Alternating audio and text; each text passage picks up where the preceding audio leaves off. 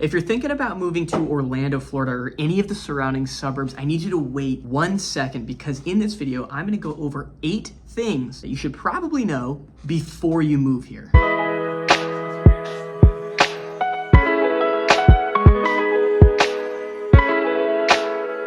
If this is your first time to the channel, my name is Andrew Sweet. I am your Orlando real estate advisor. And on this channel, we talk about everything Orlando. So make sure if you like anything that you see, if you're moving to Orlando, thinking about moving, just want more information, make sure to like, subscribe, share the video with a friend, and press the notification bell so that you can always see my videos as soon as I post them. And as I'm going through the information in this video, at any time, if you're thinking about moving to Orlando, Florida, you can comment down below, or even better, give me a call, shoot me a text, send me an email. My team and I would be more than happy to help you get over here to Orlando, Florida as smoothly as possible. And guys, stay till the very end. I have some awesome news I want to share with you that's much more important than Orlando, much more important than real estate. Make sure to stay for that. But for now, let's get into these 8 things that I think you need to know before moving to Orlando, Florida. Number 1 is going to be the toll roads. There's a lot of toll roads in the Orlando, Florida area, and it's something that I don't think a lot of people really are aware of before they move here. There are a ton of toll roads all over the area. I do use them mainly because it's just the quickest way to get around, especially when it gives you access to the express lanes, and you can really just zip through the crazy Orlando traffic. We'll get into the traffic a bit later, but there are toll roads. It's something to be aware of. The best thing to do when you move here is to get the Sun Pass. It just makes things go so much smoother. That's something to be aware of. There are ways around the toll roads. It's just gonna be a longer drive, but when you're thinking about moving to Orlando, Florida, especially if you're gonna be working in areas that are requiring a lot of driving on the major highways, you're gonna be paying tolls. So it's just something to keep in mind and to budget for. Number 2 is that traffic can get crazy, and pretty much everyone is aware of this one, I think. I mean, Orlando is one of the #1 tourist destinations in the world. It is the #1 tourist destination in the United States. And so we have a lot of people coming here, and there are also a lot of people moving here. So that traffic has really built up. And roads in Orlando have not always been the best. They are improving them. There's a lot of construction going on the roads, and it's adding to help make the traffic flow better. And it has been doing its job well, but you just got to keep in mind that when you're moving to a city, a growing city, a popular city like Orlando, Florida, there's going to be a lot of traffic, especially if you work in downtown Orlando or if you work over in the Disney area where most people do work. Traffic builds up all the time. It doesn't really matter what time of day you're trying to get to Disney, you're going to run into some traffic. But especially around those workout, getting into work around 9 a.m., leaving work around 5 p.m., traffic can get brutal. So it's something to think about. It's something to plan for.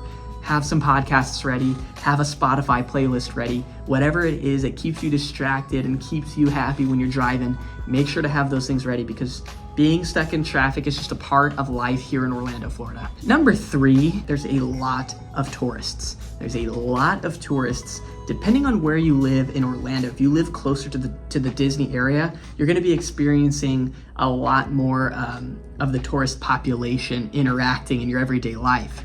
If you live somewhere a little further away, like Mineola, the northern parts of Claremont, Winter Garden, Horizon West, kind of away, Windermere, out that way, tourists will still travel to those areas to visit the little downtown areas and some of the attractions around them, but you're kind of far enough, you're pretty much far enough away where you're not getting that full wave of tourism coming into those areas. But it's just a part of life here. It runs our economy. People come here for Disney. They come here for Universal. Orlando is a happening city. Like even without Disney and Universal, there's a lot going on here. So it makes sense that a lot of people are traveling here. Dealing with tourists is an everyday part of life. Number 4 is going to be the cost of living in a city like this can be a little bit higher, and the closer you get to the attractions. So the closer you get to the major theme parks, especially Disney, you're going to see that cost of living go up. There's a ton of people pouring in and out of those areas, so the businesses are going to maximize on that opportunity. So costs, the closer, it's mainly Disney. The closer you get to Disney, the more expensive things seem to get because of the amount of tourism in that area. There's millions of people pouring through there every single year, tens of millions. So it does make sense, but it's something to keep in mind. There are areas that have a lower cost of living just overall in general than others, but just keep that in mind. If you're someone that wants to live much closer to the theme parks, you're gonna experience a higher cost of living than some of the other areas that Orlando, Florida has to offer. So number 5 and 6 are actually tied together, but number 5 is that home prices are increasing in Orlando, Florida. And it really just depends on the area you're in. There are parts of Central Florida that are more desirable than others. For instance, Horizon West, Winter Garden, is one of the fastest growing suburbs in the United States. It's one of the most popular suburbs in all of Florida. And because of that, the prices in that area have just gone up and up and up because of how beautiful that area is. And there's a lot of beautiful areas in Central Florida, but almost every single suburb around Central Florida, even Orlando itself, has seen an increase in pricing over the past couple of years. And while it may have slowed down a little bit in 2023, as of last month, we did actually see a price increase of about 3.2%.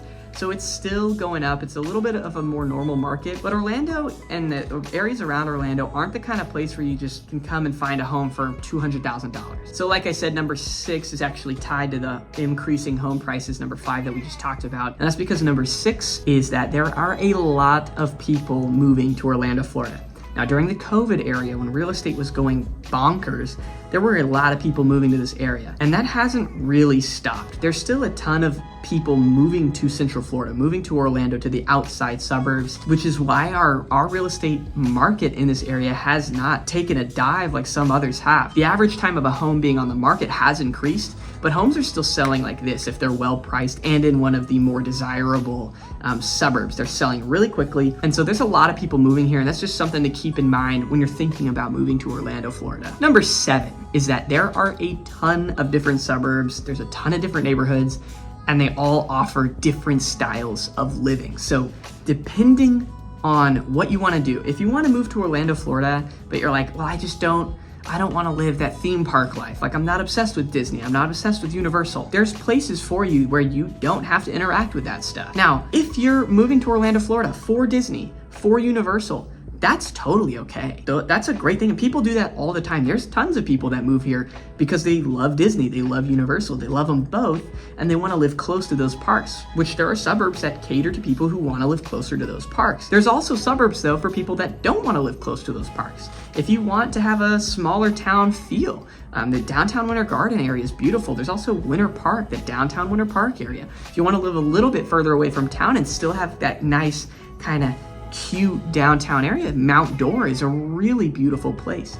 And then there's up and coming areas outside, away from those parks, that offer more of a nature lifestyle. Maybe you're into fishing or living on lakes. You know, Windermere is surrounded by lakes. There's also a lot of lakes in Claremont. There's a lot of lakes in East Orlando as well. Orlando really does have every style of living in the different suburbs. It really just depends on what you're looking for. Do you have a family? You know, do research on schools. There's a lot of great schools all over Central Florida. You want to make sure that you're living in an area that has good schools. So do that kind of research for yourself, and then that's when you come find me and you say, hey, I want to live in these areas. Can you tell me more about them, or which would cater to this specific lifestyle? And I can help you out with that.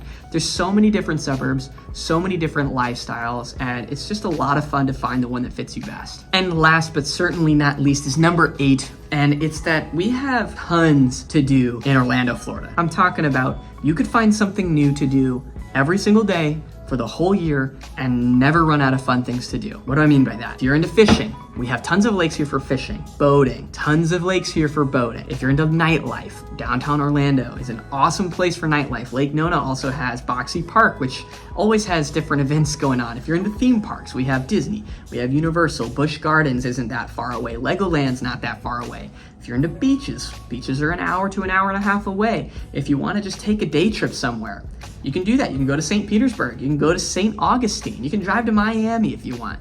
We have a lot of things to do in Orlando, Florida.